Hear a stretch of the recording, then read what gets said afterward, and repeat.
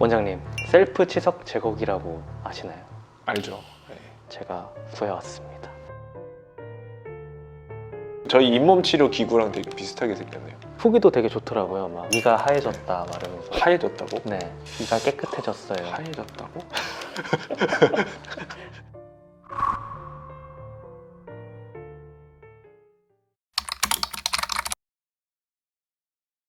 한번 보죠.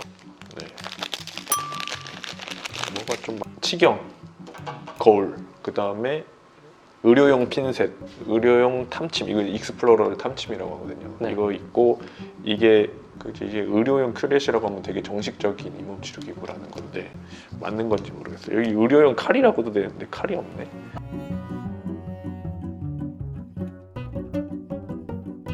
미피닉이라고 하죠. 미피닉. 리피닝이. 미러 핀셋 익스플로러. 아, 그 리피닝이 약간 치과에서 짧은 그런 건가요? 네. 미러 핀셋 익스플로러. 미피닉.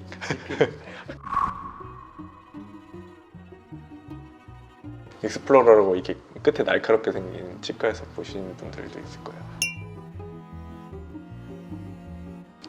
이거는 좀 두려운데.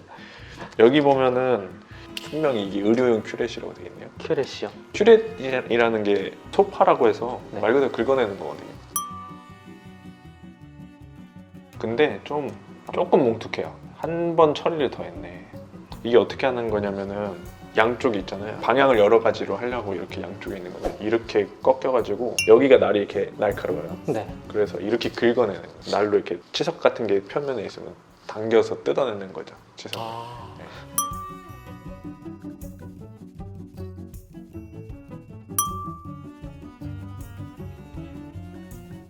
근데 지금 보니까 여기가 날이 이렇게 날카로운데 끝에 한번 라운딩 처리가 돼 있어서 그나마 조금, 그래서 셀프 치석 제거기라고 한 것 같은데. 이게 치석이 어디 많이 쌓이냐면은 여기 많이 쌓이겠죠? 여기 네. 이런 데는 안 쌓여요. 네. 정말 안타까우면 쌓이면 돼요. 보통은 어쨌든 여기가 쌓이는 건데 이렇게 만져보면 돼요. 이렇게 이 면을 따라서 여기 이렇게. 이게 점점 뿌리 쪽으로 갈수록 홀쭉해지니까 그 면을 따라서 여기서부터 이렇게라고 생각하시면 안 돼요. 이렇게 하면 잇몸 찌르는 거예요. 그냥 치의 면을 따라서 이렇게 했을 때 툭툭 걸리는 게 있는지. 너무 강하게 할 필요는 없고 여기 치석이 있구나 정도만 알면 되니까. 원래는 이걸로 치석을 다 탐지하지 않고요. 네. 프로브라고 해서 네. 깊이를 찔러보는 기구가 있어요. 일직선을 여기 이렇게 넣어요. 이 주머니 같은 공간이 있거든요. 쑥 들어가죠. 네. 여기 안에 이제 치석이 생기는 거니까 네. 그런 탐지를 통해서 뭐가 있는지 정도 걸리는 것만 좀 잘 봐주시면 되겠고, 이것도 이렇게 강하게 긁으면 여기 스크래치가 지금 나죠. 스크래치가 안 갈 것 같아도 스크래치가 갑니다. 이것도 가요. 당연히. 자, 이거 긁어볼까요? 이건 플라스틱인데 어느 정도 강도인지 아셔야 될 것 같아요. 하얀 가루 나오죠. 네. 소리도 날아다니는데요? 네, 이렇게 하얀 가루가 나옵니다. 아, 에나멜 층이라고 하는 층이 겉면에 하얗게 이 정도 두께로 있어요.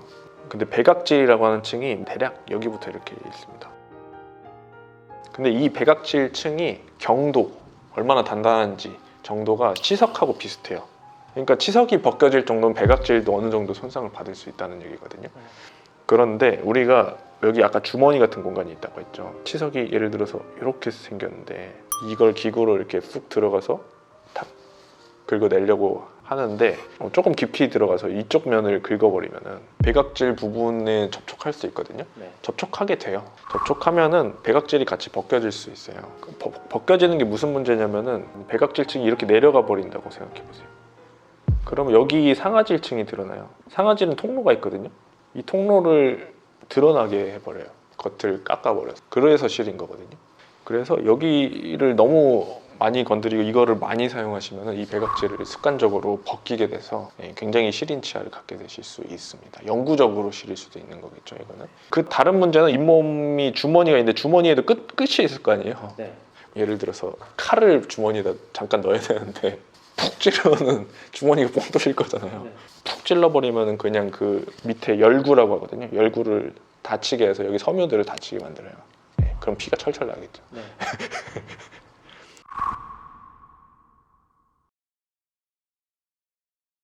한번 해볼까요? 그럼? 저는 조금은 할 수 있는데 네. 할 수 있을까? 사람들이? 자, 방법을 알려드릴게요. 네. 제가 여기서 본다고 하고 이렇게 해서 앞에 양손으로 하기 좀 힘든데 이렇게 해서 이렇게 한번 봐야겠죠. 이 몸이 부어있네요. 바깥면을 이렇게 그냥 눈으로 보면 되겠어요. 이렇게 보면 돼요. 반사의 반사. 여기서도 보여요. 그러니까 상당히 깨끗하시네요. 이렇게 하는데 그 우리 치과에서는 라이트가 있잖아요. 네. 조명이 엄청 세거든요.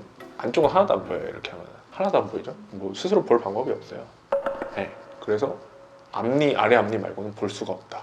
이렇게 해서 보는 곳이 일단은 한계가 있기 때문에 사용할 수 있는 방법도 그렇게 넓지가 않은데 어금니를 하려면은 감각이 의존해야 되니까 해부학적 구조물을 모르시잖아요. 네. 그래서 절대 하면 안 될 것 같아요. 네. 그냥 보이는 데만 하시기를 권장드립니다. 그냥 어두운 상태로 하게 되면 어떻게 될까요? 과연 그럼 안 좋은데. 스크래치가 엄청나게 나겠죠. 뭐 보철물이 많으신 분들은 보철물을 좀 손상을 입히실 수도 있고요. 금리 같은 거는 스크래치가 더 잘 나거든요. 근데 잘못된 방향으로 긁어내면은 금리에 이제 금이 많이 가겠죠. 네. 네. 거칠거칠해져요 그러면. 네. 그다음에 익스플로러 탐침 쓰는 방법도 알려드릴게요. 이거 그냥 만져보면 되는데 잇몸을 찌르지 않게 절대적으로 조심해 주시고요. 이렇게 해서 이렇게 앉아가는 거냐. 표면이 어떻게 생겼는지 보는 거예요 그냥. 표면이 어떻게 생겼는지. 이를 닦고 올 거예요. 이렇게 해서 보시면 되겠고 안쪽 같은 경우 탐침을 해보려면은 이렇게 해서 거울을 제가 지금 못 보는데 그냥 보인다고 치고 네. 저는 안 보여도 사실 대충 아니까 이렇게. 만약 궁금한 게 치석이 이렇게 쌓여 있는 거랑 치아랑 이렇게 구분이 힘들 텐데 네. 이게 그냥 봤을 때 구분이 확 가나요? 봤을 때는 잘 안 되고 탐지예요 탐지.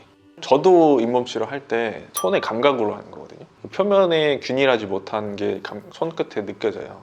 직접 느껴보시게 하고 싶은데 그런 걸 탐지하면서 해줘야 됩니다. 제가 안쪽을 좀 해볼까요? 그럼? 네, 한번. 치석이 나올 텐데.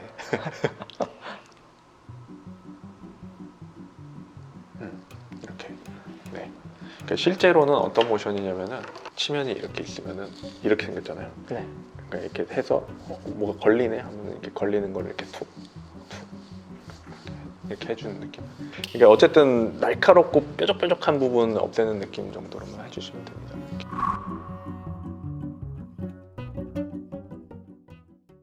그러니까 치석을 100% 제거하는 행위가 절대 아니에요. 잇몸 치료라는 게. 그래서 어쨌거나 이 셀프 치석 제거기도 굉장히 치아에 손상을 입힐 수 있는 충분한 기구이기 때문에 적당한 힘으로 해주셔야 되고 이런 손상을 최소화하려면 눈에 보이는 곳만 해주셔야 됩니다. 눈에 보이는 곳. 셀프로 하실 때. 꼭.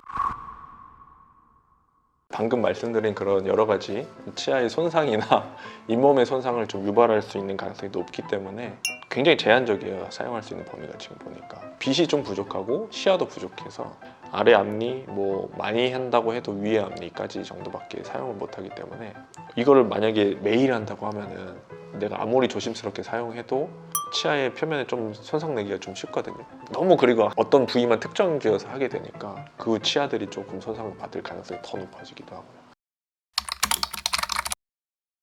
그래서 아래 앞니에 치석이 많이 생겨서 좀 스트레스이신 분들 대신에 잇몸 질환이 아직 심하지 않으신 분들은 가볍게 사용해 보시되 제가 말씀드린 주의사항들 잘 생각해 보시고 아무리 짧아도 1, 2주 정도의 텀을 두고 계시고 잇몸에 상처 내지 않도록 조심스럽게 사용해 주시면 조금은 사용해도 되지 않을까 라고 생각이 듭니다. 감사합니다.